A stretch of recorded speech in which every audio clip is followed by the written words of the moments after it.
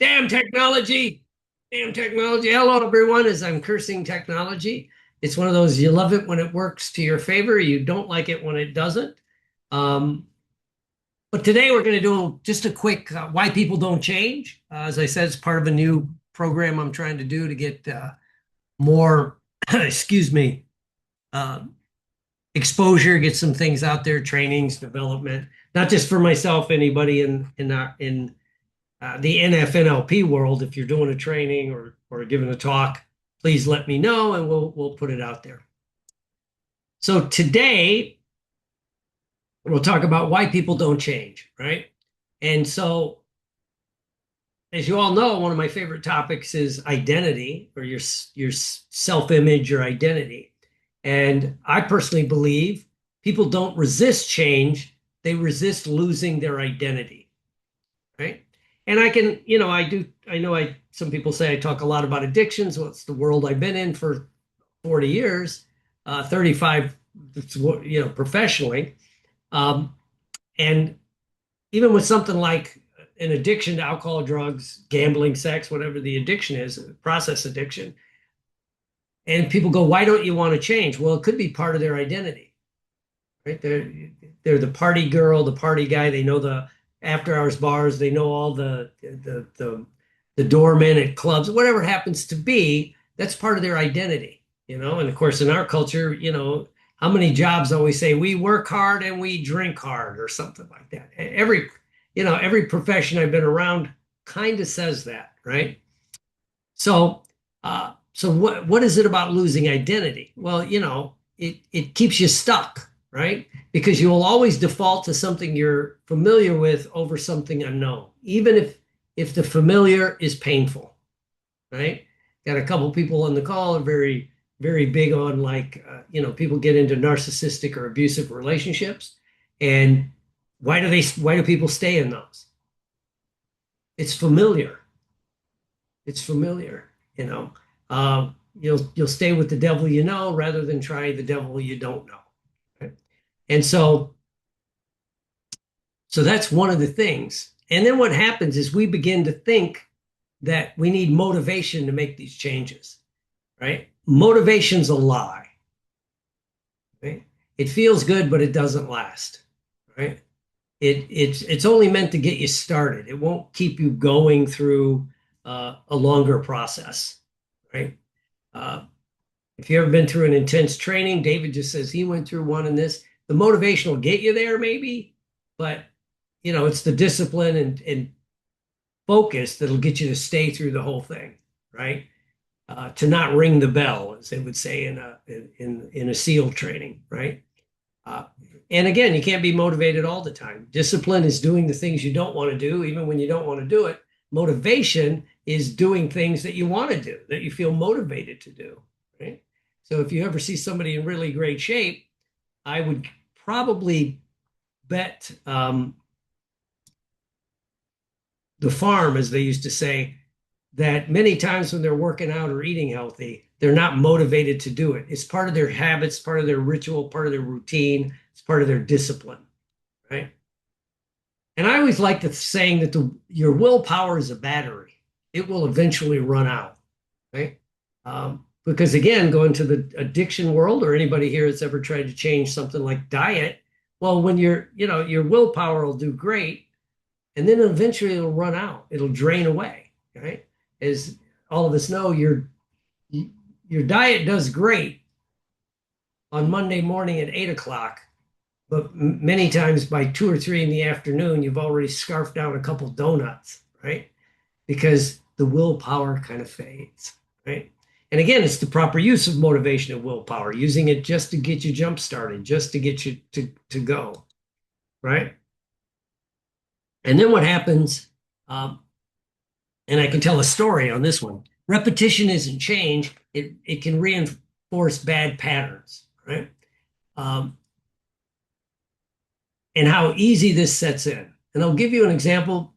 Strap in, because I'm not going to use addiction this time, right? It's my other world, which is acting and theatrical, right? Is you do a lot of repetition if you're doing a play, and sometimes a movie, you'll get some repetition before you do it, right? several takes. Um,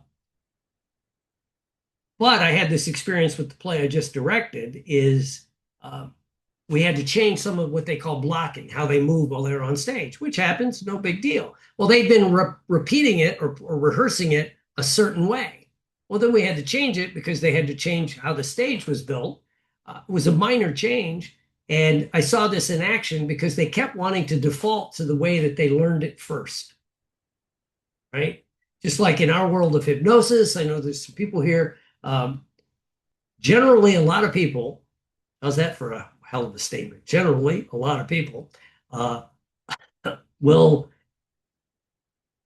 default to whatever in induction they learned first, right?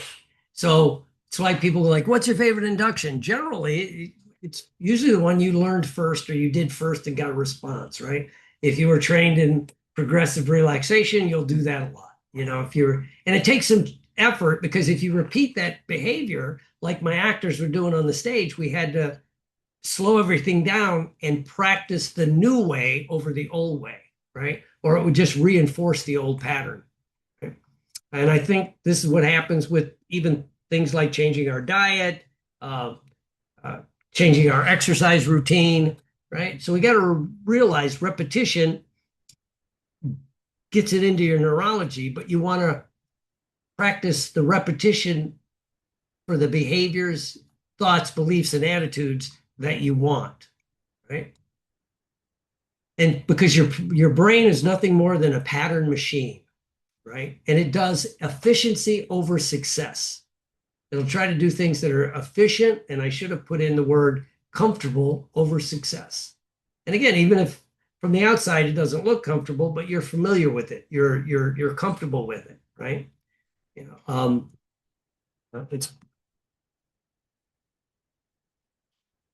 it's why, you know, we'll have people come to us as hypnotists, we'll give them some help, they'll make a change, but they have to change the pattern. They have to change what's going on the inside. And that has to do with consistency beats potential, right? Bruce Lee gets credit, but it's a much older saying I found out, which is consistency beats intensity every time, right? And people want to go, no, it's the intense. Well, is it more effective for you to work out intensely every once in a while when you feel motivated, or doing some kind of workout consistently over time, right? We got Diamond Diller here today, and you know, you could be all intense today and do a 40-mile bike ride, but if you don't get your butt back on the bike for 6 or 8 weeks, you know, maybe a 10-mile bike ride every day, 3 or 4 days. I don't know. I'm not a cyclist, but it's the consistency overall, right? And so, and again, this is the things you do consistently will beat the potential or the intensity, even when it hurts you. You know, I always think of this when I go to the gym and I see people that I was talking to some guy, and because I was kind of getting ready for this talk, but we were talking about something else. And I said, I'm trying this new routine. You know, AI is wonderful. You can enter all this data. It'll give you these changes based on research and all this. And yeah, excuse me, I know you got to take it with a grain of salt, but I'm like, hey, I'm going to try something new. And he's like, I've done the same workout for 40 years. And I'm like, yeah, I could tell, right? And all I said is, well, you're always hurt because you're still training like you're 25, son, not 65. There's, you know, nobody gives a shit if you can bench press 350, right? If you can't lift your arm because of shoulder injury, but doing it, I still give him credit. He did it consistently. So what do you do consistently? You know, dealing in the addiction world, you know, it was pretty easy to talk to people. Say, well, do you drink every day? Yes. Well, can you go to an AA meeting every day or make a phone call every day? Well, no, I can't do that, right?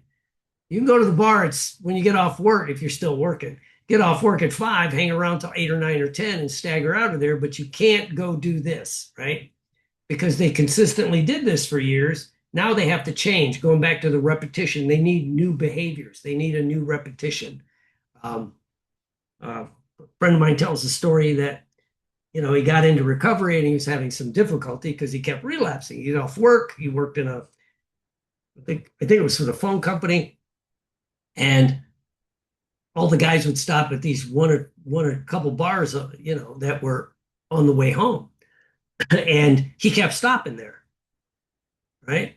And he goes, I just couldn't stop it. Well, it goes back to the repetition. He was doing this behavior consistently. He would go down this road.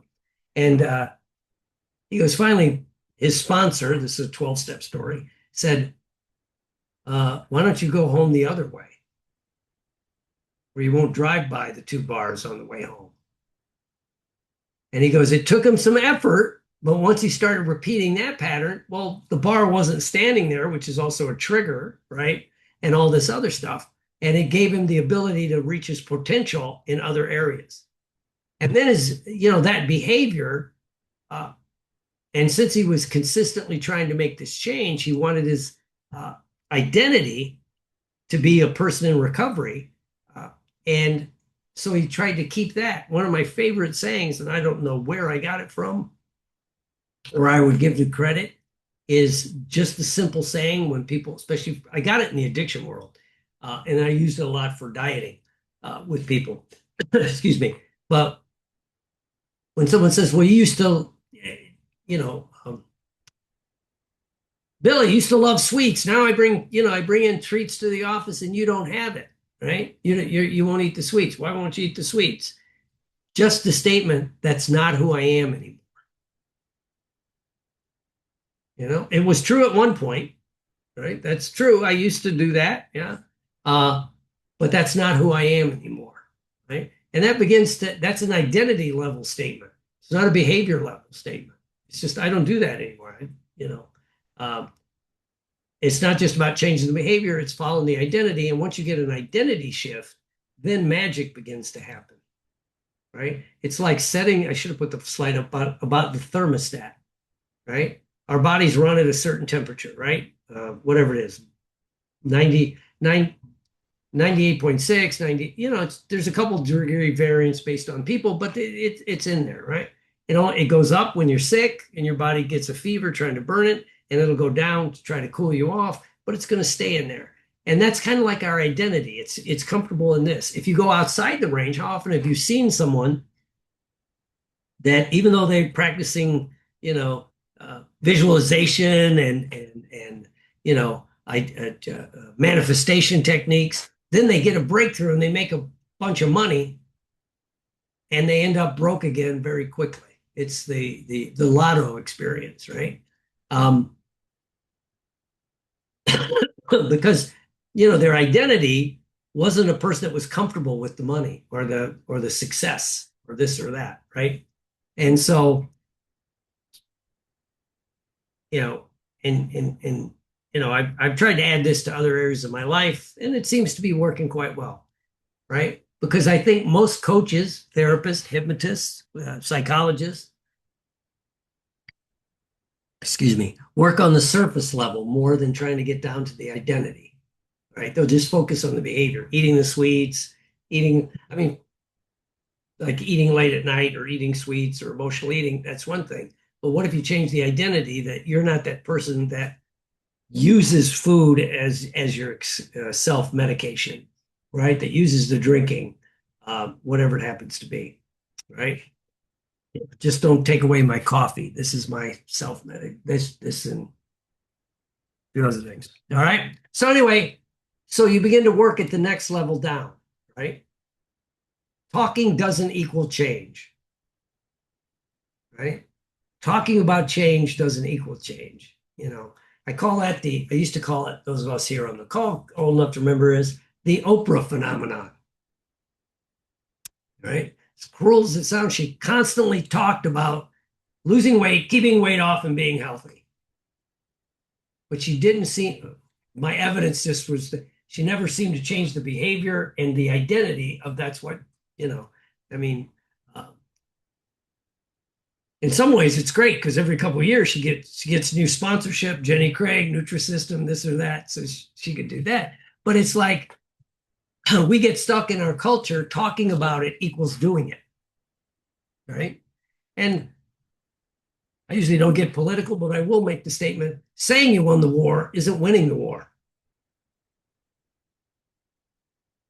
You know, saying the economy's great doesn't make the economy great. But people, oh yeah, well, yeah, whatever it is. But I think it's, talking is the first step for a lot of us. We have to begin to talk, but then you have to actually change. And the patterns is what drives your behavior. Like my friend, when he would always, get off work, drive down here is Highway 41, and that's where all the bars are. And when he took the other way, it added a couple minutes of travel time, but he changed his pattern, right? And that was the behavior. And then not just talking about it, he began to do the steps necessary to succeed. And when I work with someone, if they're not changing, and I'm not one of these people who go like, oh, I succeed with 100% of my clients.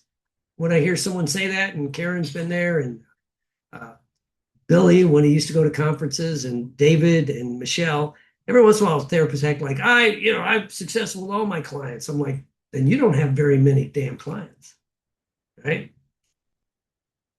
Right? It's like there was a treatment center that they just paid a fine, but they were making millions, so they didn't care because they tried to act like they had a 98% success rate, right? With people with addictions. All right, sounds good. Well, what was your metric for that? Well, they never came back to treatment. It's because they overdosed and died, for God's sakes, or whatever it is, right? I mean, anyway, but what's the pattern? When I'm working with somebody, I'm trying to figure out what their pattern is, right? And a lot of times we're blind to our own patterns. It's kind of hard to see it from the inside. Like I keep using my friend driving down that road from the inside. You're like, well, the pattern is you go down that way and then you think about your friends and it's, stopping and just, you're not going to drink. You're only going to drink a Coke and hang around, right? He was in the pattern. And when you're in the pattern, it's hard to see. And I think our job as coaches, helpers, therapists, psychologists, excuse me, whatever happens to be, is helping them become aware of the pattern so they can change the pattern. I'll tell you another quick story about missing the pattern. That play I was directing, one of the actors was having a hell of a time learning his lines. And I can relate to that. Learning lines can be a nightmare, right? Doing a play now, and I think I've got I'm on set or stage 40 pages, and it's a lot of the quick dialogue. It's driving me crazy. But anyway, this guy that was having some trouble, I started talking to him, and I've seen him in other plays. I've been in plays with him. He never seemed to have this problem before. And so we're sitting there talking, and what it was is he got stuck in the pattern. He'd recently retired, right? Within whatever it was, a year or so. And I asked him, well, when you worked, how did you go about learning your lines? He go, I get up an hour early, get a cup of coffee and spend 30, 45 minutes going over my script. And then at lunch, unless I had a meeting, he was a salesman, unless I had a meeting set up, I would eat lunch and look at my script. Then before I'd go, after rehearsal, before I'd go to bed, I would look at my script, maybe break it down, stuff like that. And I go, oh, well, since you're retired, how you learn your script? And he goes, well, I get up and I think I really should look at my script. And then the next thing I know, it's noon. And then, the day would get away from you, right? And so the pattern was when he worked, he had to schedule in the behavior he wanted, which was learning his lines, right? And then now that he wasn't working, he took away that structure, right? It's kind of like one time I was talking to our friend who's turned off his camera, but Captain Billy, talk about how it's fun when you see people and the branch of service I'll make fun of in a way with a little bit of envy is the United States Marine Corps. They look good, right? They can't not look good in their uniform or shit hits the fan, right? And I use a family member like that, looked great right? Man, looked like a squared away Marine, the 30-inch waist and all this other stuff, buff and all that. Then he gets out of the Corps, goes to work as what the Marines trained him to do, diesel mechanic. And you kind of look at him and go, well, what happened? Right? Well, he goes, well, I don't exercise anymore because he's not on duty where they work out every day. He's, that the people he's around also, they're all in shape. When, he was, I think he was an infantryman, then he became a diesel mechanic. And so, all the guys you're hanging around with, you default to the people around you. And so that's also true physically, not just as, the Jim Rohn thing of if I know how much money your friends make, I can guess what you make, right? It's also like physically, people that are in shape, a lot of the people around them are in shape, right? So anyway, yeah, oops, excuse me. And again, insight isn't change, right? That's the big problem with insight therapy, I think, right? The old Freudian. You can get all the insight, I've seen alcoholics and drug addicts have insight of their addictive behavior, what drove their addictive behavior, the trauma that precipitated it or triggers it, and they drink them or drug themselves to death, right? The insight doesn't always it's not the change. You have to rewire what's going on. And emotion plus meaning, right? And again, Tony Robbins is the one that made it famous, but it goes back a long time. Nothing has meaning except the meaning you give it, right? We all could go through the same thing, have the same kind of experience, and everybody will put a different experience on it. Whatever it happens to be. So, what meaning are you putting on it, right? And then, when you add emotion in the meaning, sometimes we'll add the emotion will add the meaning, right? And then you get to change more at a different level. And what we don't need motivation, we need pattern change, right? My dear friend Tony Robbins he gets offended if you call him a motivational speaker. He goes, that's useless. And don't forget, he worked for Jim Rohn, who that was his shtick. He was a motivational speaker, right? But if you go back to the list of the speakers from the 60s and 70s, early 80s, Jim Rohn, Zig Ziglar, it was all about motivation. How long does the motivation last? Right? You ever go to something and you're all motivated? And till the next day or when it happens to be. So what we need is a pattern change. So then you know what the pattern is when you fall back into it, right? And again, the recovering community, the substance abuse community, 12-step world always tries to get you aware of what your patterns, what emotion, going back to our emotion, would drive you to go down the pattern to want to self-medicate. Or when I worked with weight loss clients, what's the pattern, right? Is, and the emotion that drove you opening the refrigerator at 10 o'clock at night when you're not hungry. Right? Is it boredom? Is it anger? Whatever it happens to be. And so next week, we'll talk about reading people in minutes, right? Kind of, okay, now we know patterns. Well, one of the things that we can read in people is their patterns and use that to read them and help them make changes. So I hope that makes sense to everybody. So again, go to hortonpsychology.com if you have any questions. And wherever you're watching this, make sure you click like and subscribe. And I'll talk to you all soon.